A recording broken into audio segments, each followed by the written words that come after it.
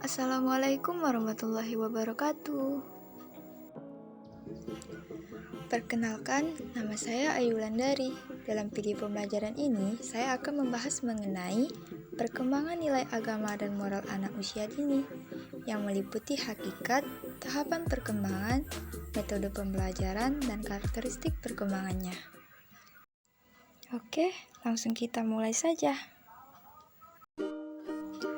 Hakikat perkembangan nilai agama dan moral anak usia dini.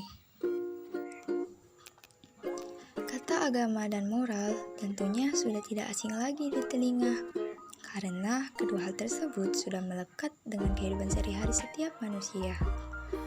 Lalu, apa sih yang dimaksud dengan perkembangan nilai agama dan moral anak usia dini itu? Perkembangan moral pada anak usia dini adalah perubahan psikis pada anak yang memungkinkan dapat mengetahui mana perilaku yang baik yang harus dilakukan dan mengetahui perilaku buruk yang harus dihindarinya berdasarkan norma-norma tertentu.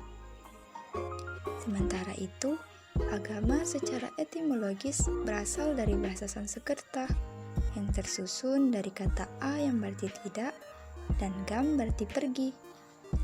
Dengan kata lain, perkataan agama berarti tidak pergi, tetap di tempat, langgeng, abadi yang diwariskan secara terus-menerus dari satu generasi ke generasi yang lainnya.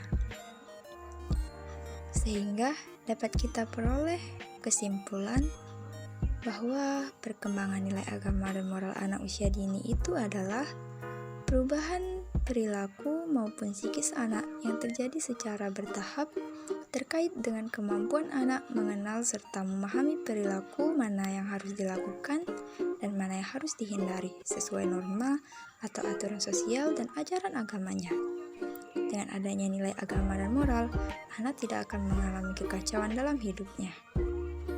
Selanjutnya, tahapan perkembangan nilai agama dan moral anak. Dalam perkembangan agama, Ernest Holmes membaginya menjadi 3 tingkatan. Yang pertama adalah the fairy tale stage atau tingkat dongeng yang terjadi pada usia 3 sampai 6 tahun. Pada tingkatan ini, konsep mengenai Tuhan banyak dipengaruhi oleh fantasi dan emosi yang ada dalam diri anak sesuai dengan tahap perkembangan intelektualnya. Sehingga anak akan banyak menggunakan fantasinya untuk memahami konsep ketuhanan seperti dongeng-dongeng yang kurang masuk akal. Yang kedua adalah the realistic stage atau tingkat kenyataan yang terjadi pada usia anak sejak masuk SD. Pada masa ini, konsep terhadap ketuhanan sudah berdasarkan kenyataan. Konsep nyata ini timbul dari pengalaman-pengalaman dan pengajaran yang didapat anak dari orang sekitarnya. Dan yang ketiga adalah the individual stage atau tingkat individual. Pada tingkat ini, konsep ketuhanan lebih murni dan dinyatakan dalam pandangan yang bersifat personal atau individu dan juga humanistik. Sementara itu, dalam perkembangan moral, biasa membaginya menjadi 2 tahapan. Yang pertama adalah heteronomous morality. Tahap perkembangan moral ini terjadi pada anak usia 6 hingga 9 tahun. Pada tahap ini, anak berpikir bahwa ketentuan-ketentuan tentang aturan-aturan yang berlaku bersifat suci dan tidak dapat diubah, dan aturan-aturan tersebut terlepas dari kendali manusia. Dan yang kedua adalah autonomous morality. Tahap ini terjadi pada anak usia 9 sampai 12 tahun. Pada tahap ini, anak sudah mulai sadar bahwa suatu aturan-aturan yang berlaku merupakan ciptaan dari manusia berdasarkan kesepakatan bersama. Untuk mengembangkan nilai agama dan moral pada anak diperlukan beberapa metode. Lalu, apa saja sih metodenya itu? Yang pertama adalah metode bercerita. Dengan metode bercerita, kita akan dapat mengajarkan cerita-cerita keagamaan pada anak. Dan tentunya kita harus mengajarkan cerita-cerita kepada anak yang sesuai dengan lingkungannya atau dekat dengan dunia anak, sehingga anak akan menjadi lebih tertarik saat mendengarnya.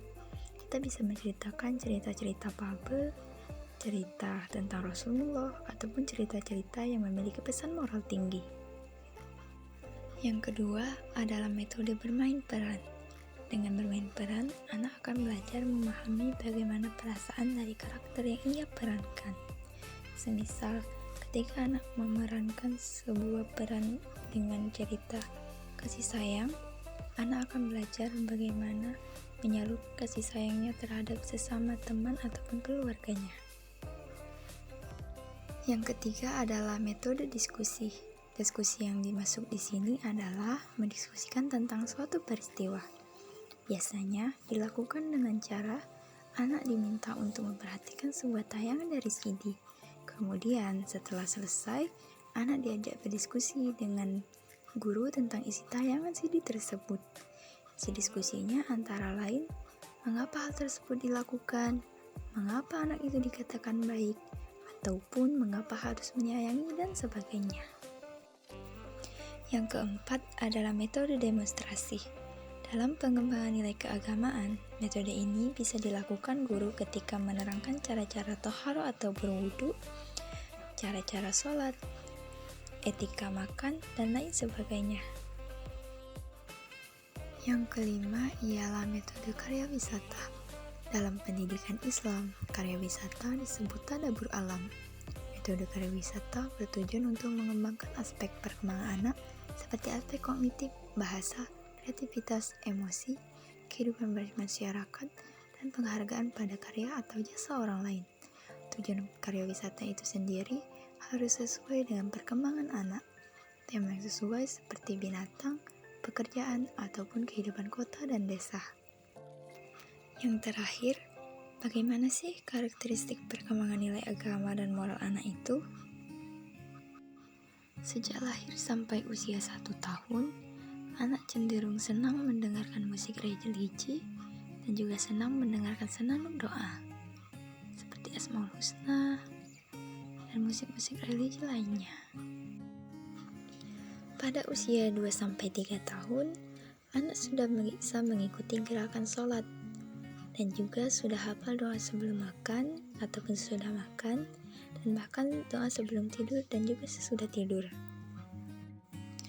Di usia 3-4 tahun, anak ketika berangkat dan pulang sekolah sudah bisa mengucapkan salam. Sudah mengetahui baik buruk seperti makan menggunakan tangan kanan dan sudah memahami kapan akan mengucapkan maaf. Sementara itu, di usia 4-5 tahun, anak sudah mengetahui sopan santun seperti mengucapkan permisi dan sudah membiasakan diri untuk hidup jujur serta menolong temannya. Kemudian, di usia 5 tahun sampai sekarang, anak sudah bisa menghafal surat-surat pendek, sudah mengetahui bahwa agamanya Islam, serta sudah bisa melaksanakan sholat 5 waktu. Dari materi yang telah dibahas, kita akan mendapat kesimpulan akhir bahwa perkembangan nilai agama dan moral anak usia dini adalah perubahan perilaku anak yang terjadi secara bertahap, terkait dengan kemampuan anak mengenal serta memahami perilaku mana yang harus dilakukan dan mana yang harus dihindari, sesuai norma atau aturan sosial dan ajaran agamanya. Dalam perkembangan agama, Ernest Holmes membaginya menjadi 3 tahapan, yaitu the fairy tale stage, the realistic stage, dan the individual stage. Sementara itu, dalam perkembangan moral biasa membaginya menjadi 2 tahapan, yaitu autonomous morality dan heteronomous morality.